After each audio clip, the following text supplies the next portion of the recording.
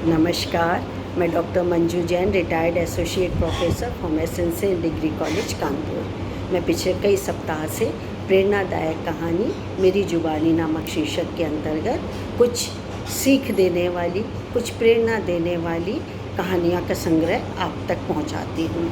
उस वीडियो को आप तक शेयर करती हूँ।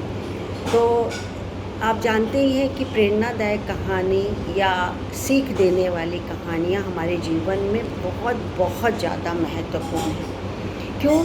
क्योंकि आजीवन हम बहुत सारी कठिनाइयों से, दुखों से, परेशानियों से जूझते रहते हैं। कभी नौकरी ख़त्म हो गई, कभी नौकरी के पैसे बहुत अच्छे नहीं मिले, कभी बहुत घर से दूर है कार्यालय हमारा, कभी जाम लगा हुआ है, कभी जीवन में ही हो जाता है, अपने पर्सनल कोई ऐसी चीज़ हो जाती है जिससे कि हम बहुत ज़्यादा उदास हो जाते हैं, परेशान हो जाते हैं।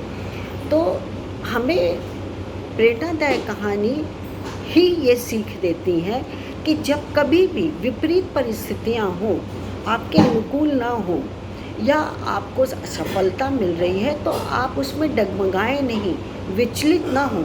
अपना धर्म का मार्ग या अपनी इनर आपकी अच्छाई है उसको आप उजागर करिए, ना कि आपके अंदर के जो विकार हैं उसको हम उसको सहेज के बैठे। ऐसा कभी भी मत करिए। तो प्रेरणादायक कहानियाँ हमेशा बचपन से लेकर ताउम्र तक, यदि किसी ने बचपन में उसको सिखा दी है तो ताउम्र जो कि उसके मन मस्तिष्क में वो अंकित हो जाता है। क्योंकि हमारे जीवन में भी हमारे पेरेंट्स ने जो कहानियाँ हम लोग को बताई हैं वो आज भी, चाहे वो सच्चाई के ऊपर हो, चाहे ईमानदारी के ऊपर हो, चाहे उदारता के ऊपर हो, चाहे सहयोग के ऊपर हो, चाहे दान पुण्य के ऊपर हो, चाहे धर्म के ऊपर हो, चाहे सत्य बोलने के ऊपर हो, आज भी हम उस पर कायम हैं और कभी भी विचलित नहीं होते। जबकि विपरीत परिस्थितियाँ एक नहीं अनेकों बार आई हैं। तो चलिए, इसी कड़ी में मैंने आपके लिए एक कहानी सोच के रखी है जिसका शीर्षक है अक्ल की दुकान। आप कहेंगे अक्ल की क्या दुकान है भैया, जहाँ मिलता हूँ बटोर के ले आए। तो जी हाँ, ऐसे ही एक व्यक्ति ने किया था, बच्चे ने। तो क्या है कि एक गांव में एक लड़का रहता था। जितना अच्छा था, सुंदर था, उतना ही अक्लमंद भी था, अक्ल भी था। और नाम भी क्या था उसका? रौनक।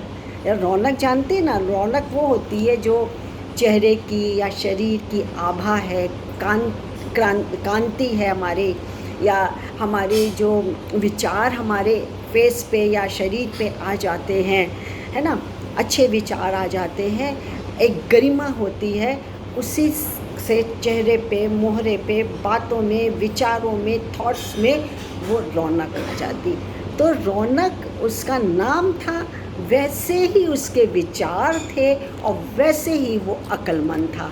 तो क्या हुआ कि जैसे जैसे थोड़ा सा बड़ा हुआ, यानी कि युवा, तो उसने अपने घर के बाहर को मोटे मोटे अक्षरों में लिखवा दिया, यहाँ अकल बिकती है। और इन लोग सच्ची में अब वहाँ से आने जाने, क्योंकि वो बीच बाज़ार में रहता था, तो आने जाने वाले देखते, हंसते और चले जाते। फिर कोई आते, उसको पढ़ते, कुछ दूर रुक जाते और काना फूंसी करके या ताना मार करके और हंसी ठिठोला करके चले जाते। कोई भी ठहरता ही नहीं था। अब उसने सोचा कि नहीं, ऐसा हो नहीं सकता कि कभी मेरा ये फैसला जो कि गलत हो। अब अडिग रहा, बिल्कुल विश्वास था कि एक दिन मेरे को इसमें सफलता ज़रूर मिलेगी। देखिए, चलिए आगे क्या होता है, मिलती है कि नहीं सफलता, यही तो जानना है। तो एक बार क्या हुआ कि एक छोटा सा लड़का था, वही मतलब युवा ही था, 14 से 15 साल का। वो वहाँ से गुजरा तो उसकी नज़र पड़ गई कि अकल की दुकान। ठहर गया, अंदर गया, उससे पूछा, उससे यानी रौनक से, कि भैया ये अकल का क्या मतलब, अकल कैसे बिकती है और कितने की है? तो उसने, रौनक ने जवाब दिया कि भैया जितना पैसा खर्च करोगी उसी के हिसाब से तुम्हें अकल मिलेगी। तो उसने कहा कि अच्छा। तो उसका नाम चंपू था। तो उसने कहा चंपू गप्पू कुछ भी रख दीजिए, चंपू था। तो उसने अपने जेब से सिक्का निकाला, एक ही सिक्का था, 1 रुपये का।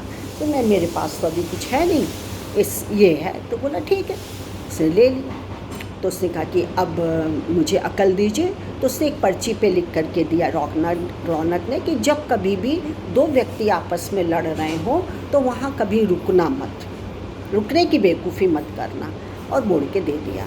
चलो उछलता कूदता वो घर पहुँचा तो वो महाजन जो था, महाजन का बेटा था, वो निहायत कंजूस था, बिल्कुल बहुत ज़्यादा कंजूस था। तो उसने पर्ची पकड़ाई बच्चे ने, तो उसने देखा, बोले ये रुपया कहाँ से आया, कितने का लिया तुमने? बोला 1 रुपये का। बोले 1 रुपया आया कहाँ से, किससे पूछ के तुमने खर्च किया? पहले तो डांटा और फिर एकदम मारने के लिए दौड़ने लगा। वो तो रफू चक्कर हो गया, थोड़ा दूर भाग गया। अब उसका कहाँ से लाए? बोला यहाँ से लाए। वो दौड़ता हुआ महाजन गया, मूँछों पे ताव देते हुए कि ए बालक, तू ठगता है सबको, यहाँ पे बैठ करके अकल की दुकान लगा रहा है, दुकान चलती है कहीं, अकल की दुकान भी होती है। डांटा फटकारा और बोला फ़ौरन मेरा रुपया वो लौटा दो। बोला ले लीजिए, शांत हो रहिए, आपको रुपये मिल जाएगा, लेकिन इस शर्त पे होगा कि जो पर्ची पे लिखा हुआ था उसका कहीं भी इस्तेमाल नहीं करेगा। बोला हाँ हाँ ठीक है, नहीं करूँगा। सो उसने 1 रुपया लौटा दिया, चल दिया। अब क्या हुआ कि थोड़े दिन ही बाद राजा का काफ़िला वहाँ से निकल रहा था, तो देखा उसने एक जौहरी की दुकान थी और रानियों ने की नज़र पड़ गई। भाई नेचुरली जीवन में राजा तो करता ही है, लेकिन स्त्रियों को गहनों से, कपड़ों से थोड़ा लगाव भी होता, आकर्षण भी होता है। सो दोनों रानियों की नज़र एक हीरे के हार पर पड़ गई और दोनों ने एक ही साथ सोचा कि आज जो कि भेज करके दासियों से इसको मंगवा लेते हैं। चलो ठीक है, काफ़िला फिर घूमता हुआ वापस महल चला गया और इन दोनों ने अपनी अपनी दासियों को उस जौहरी के यहाँ भेज दिया जहाँ हार रखा हुआ था। लो भैया, दोनों दासियाँ एक ही साथ पहुँच गई, एक ही टाइम पे। अब वो बड़ी वाली जो रानी थी, उसकी दासी ने कहा कि तुम कैसे, मैं तो पहले आई हूँ। बड़ी रानी बड़ी होती है, उसका हुक्म चलता है, राजा मानता भी है, तो हार तो मैं ही लूँगी। अब दूसरी ने कहा कि नहीं, मैंने पहले देखा है और ऐसा नहीं हो सकता, राजा तो मुझसे ही बहुत ज़्यादा प्यार करता है, लगाव रखता है, सो हार तो मुझे ही मिलना चाहिए। दोनों में झड़प होने लगी। दोनों झड़ते झड़ते बोले चलो हम लोग घर चलते हैं। दासियाँ बोले चलो हम लोग चलते हैं, इसका निस्तारा जो कि रानियाँ करेंगे या राजा करेंगे। चलो चलते चलते वही चंपू दिखाई दिए। बोले तुम यहीं खड़े थे ना जब हम लोग का बहस हो रही थी, तुम गवाही देना कि किसकी गलती थी, किसने झगड़ा शुरू किया था। वो तो बेचारा अवाक रह गया। खैर कैसे कैसे वो पहुंचा। अब दासियों ने रानी से अपनी बात कही और रानी ने राजा तक पहुंचा दी। राजा ने फिर चंपू को बुलाया। चंपू से उस समय बोला तुम थे, वो है। उस समय तो चुप रहा, इधर उधर देखता रहा, वो है। पीछे पीछे महाजन आ गया तो उसने कहा कि तुम्हारा बेटा है, गवाही के रूप में इसको है, चलो ठीक है, मैं आज तक का मौका देता हूँ, कल तुमको आना है, उपस्थित होना है दरबार में, महल में। चला गया। अब वो रात भर सोचता रहा क्या करूँ क्या ना करूँ, कैसे अपने बच्चे को बचाऊँ। अब तो राजा जो कि है सूली पे चढ़ाई देगा, क्योंकि उसने कहा था कि यदि नहीं गलत बताओगे तो भी सूली पे चढ़े जाओगे, और नहीं बताओगे तब भी, मरता क्या ना करता भैया। तो वो हार करके चला गया जहाँ अकल की दुकान थी, जहाँ अकल बिकती थी, गया। उसने कहा रौनक भैया ऐसी सी बात है, अब क्या करें। तो बोले अच्छा कोई इसमें कोई बात नहीं, लेकिन अब फीस इसकी बढ़ जाएगी, अकल की, यदि तुमको कल की दुकान पे आए हो तो इसके लिए तुमको फ़ीस देनी पड़ेगी। कितनी? 5,000। अरे भैया मरता ना क्या करता। तो उसने 5,000 का नोट निकाल के दिया।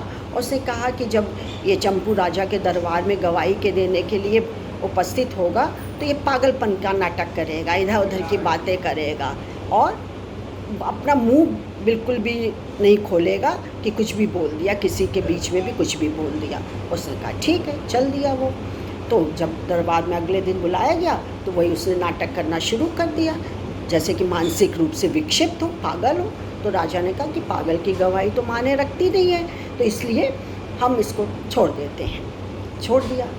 अब क्या हुआ, अब फिर से जो कि है राजा ने कहा कि ठीक है, महाजन से पूछते हैं कि कुछ उसने जिक्र किया हो, क्या किया हो, इस तरह पूछते हैं कि भाई झगड़ा कहाँ से शुरू हुआ। तो फिर महाजन फिर दौड़ते दौड़ते गया। बोले क्या करूँ मैं, मुझे तो समझ में नहीं आ रहा। तो उसने कहा कि कोई बात नहीं, फ़ीस ज़्यादा लगेगी। उसने क्या, तो उसने कहा कि अब 10,000 फ़ीस लगेगी। बोली ठीक है, 10,000 फ़ीस लगेगी। अब क्या हुआ कि 10,000 दे के महाजन उपस्थित हुआ। हाँ, उसको ये समझा दिया कि चाहे कितनी भी कुछ भी हो, तुम किसी के बीच में कुछ भी मत बोलना, जरा भी मत बोलना। अब लेकिन क्या है, आप वहाँ पे दरबार पहुँचा तो देखा कि वहाँ तो घमासान युद्ध हो रहा था। किनके बीच में? दो दासियों के बीच में, दो रानियों के बीच में टप टप लड़ रही थी कि मैंने पहले लड़ाई नहीं शुरू की, तुमने झगड़ा शुरू किया, मैंने पहले हार देखा था, वो है, और तुमने बाद में देखा था, तुम तो मेरे पीछे चल रही थी। रानी कहती राजा देखिए आप मुझको ज़्यादा समय देते हैं, राजा ज़्यादा प्यार करते हैं। बड़ी रानी कहती पहले मेरा विवाह हुआ था, मैं तुमसे उम्र में, मैं अनुभव में भी बड़ी हूँ, वगैरह वगैरह दलीलें। महाजन भूल गया। महाजन ने कहा कि अरे रुक गया वो। उसने कहा कि मैं बताता हूँ आपको, आप ऐसा करिए कि एक एक हार दे दीजिए दोनों को, ऐसा कर लीजिए। तो उसका कि अच्छा ये बात है, तो तुम जाओ और ले करके आओ वो हार, अब तुम्हारा ही ये काम है। और लो कहाँ फंस गया वो, कहाँ तो 1 रुपया और वो जगह बोला अरे ये तो 1 लाख का हार है। तो बहुत ज़्यादा मुश्किल उसके लिए हो गई। तब उस लड़के ने यानी रौनक ने कहा कि देखो मैंने पहले ही कहा था कि जब भी तुम 1 रुपये पर्ची में रख करके दिया था कि जब भी विवाद हो तो उसमें रुकने की या बोलने की बेवकूफ़ी मत करना। अब बोल दिए तुम, तो राजा ने ये भाग तुमको सौंप दिया, अब तुम 1 लाख रुपए दो, 1 लाख सवा लाख जितने का भी था वो अब तुमको ही देना पड़ेगा, इसलिए मैंने तुमसे कहा था। तो आज ये प्रेरणादायक कहानी से ज़्यादा मैंने आपको मज़ेदार कहानी किस्सा सुनाया है, लेकिन कहीं ना कहीं इससे हमको शिक्षा भी मिलती है। क्या कि एक तो आप अपने पर विश्वास रखिए, अपनी भी गांठ की अकल रखिए, दूसरों पर आंख मूंद करके विश्वास मत करिए। और यदि किसी का आप बात मान रहे हैं, चाहे पैसा दे करके आप बात मान रहे हैं, सलाह मशवरा ले रहे हैं, उससे आप कुछ जानना चाहते हैं, उसकी अकल को इस्तेमाल करना चाहते हैं, तो जैसा उसने कहा है वैसा ही करिए। नहीं तो फिर आपका राय मशवरा लेने का फ़ायदा क्या हुआ? यदि आप मान नहीं रहे हैं उस राय को, उस मशवरा को या सलाह को, तो फिर फ़ायदा क्या हुआ? तो यही कहने का मतलब है कि ये बड़ों की सीख होती है, चाहे बुज़ुर्ग होते हैं, चाहे दादा, घर में दादा बाबा होते हैं, नानी नाना होते हैं, दादी होती हैं, ताई ताऊ जी होते हैं, अन्य होते हैं। तो यदि उनके पास उम्र भी है, उनके पास अनुभव भी है, तो आप उनसे जाके सलाह मशवरा लेते हैं। सलाह मशवरा वो सही देते हैं, सही दिशा पे चलने के लिए देते हैं। तो आप उस बात को मानिए, सर आँखों पे ले कर के रखिए, और जहाँ आप उनकी बात नहीं मानते हैं तो आपसे कुछ ना कुछ गलत हो जाता है। या तो मत लीजिए सलाह मशवरा, ठीक है, आप अपने रास्ते, हम अपने रास्ते। तो इस तरीके से हमको ये सलाह मिलती है कि मतलब हमको शिक्षा मिलती है कि यदि हमने किसी से सलाह मशवरा लिया है, बड़ों से, बुजुर्ग से, अनुभवी व्यक्ति से, तो हम उस पर कायम रहें, अडिग रहें। और फिर कभी कभी हमें यदि नहीं लेते हैं हम सलाह मशवरा या नहीं मान पाते, तो हमको इनसाइट नॉलेज जो हमारी होती, इनसाइट हमारी इंस्टिंक्ट होती है, उसका सहारा लेना चाहिए। आँख मूंद करके कि अकल बिकती है तो उनसे जा कर के हम लें, ये नहीं। पर हुआ क्या कि सलाह जिसने ली थी उसने बात नहीं मानी, तो उसका तो नुकसान हो गया, लेकिन रौनक की दुकान चल निकली। अब वो कहने लगा महाजन कि भैया ये बहुत अच्छी सलाह देता है, ये बहुत अच्छी अकल की बात करता है। तो इस तरीके से कहानी का अंत होता है, जो कि मज़ेदार भी है, चटपटी मसालेदार भी है, और हमें कहीं ना कहीं सीख भी दे देती है। तो मित्रों, ये कैसी लगी कहानी? अच्छी लगी हो तो आप लाइक और शेयर ज़रूर करिएगा, सब्सक्राइब करिएगा, जिससे कि मेरी कहानी आप तक जल्द से जल्द पहुंच सके। तो आज के लिए बस इतना ही। कल मैं फिर एक नई कहानी लेकर के उपस्थित रहूँगी। तब तक मुझे इजाज़त दीजिए। नमस्कार। Thank you.